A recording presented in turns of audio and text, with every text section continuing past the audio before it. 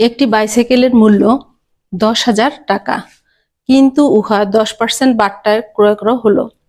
3 মাস ব্যবহারের পর ক্রয় মূল্যের উপর 15% বাট্টায় বিক্রয় করা হলে বিক্রয় মূল্য কত ছিল?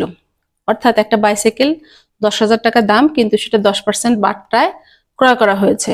ওইটা আবার 3 মাস পরে আবার 15% বাট্টায় বিক্রি করা হয়েছে, তখন বিক্রয় মূল্যটা কত ছিল? তো বাইসাইকেলের মূল্য ছিল 10,000 টাকা, 10% বাট্টায় ক্রয় মূল্য হবে 10,000 মাইনাস 10,000-এর 10%, 10,000 মাইনাস 10,000 গুণন 10% মানে 10/100।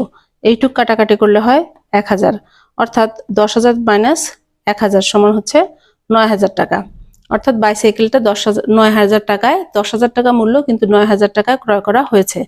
এখন 3 মাস পরে আবার 9,000 টাকার উপরে আবার 15% বাট্টা হয়েছে, তাহলে 9,000 মাইনাস 9,000-এর 15%, 9,000 মাইনাস 9,000-এর 15% মানে হচ্ছে 1,350 টাকা।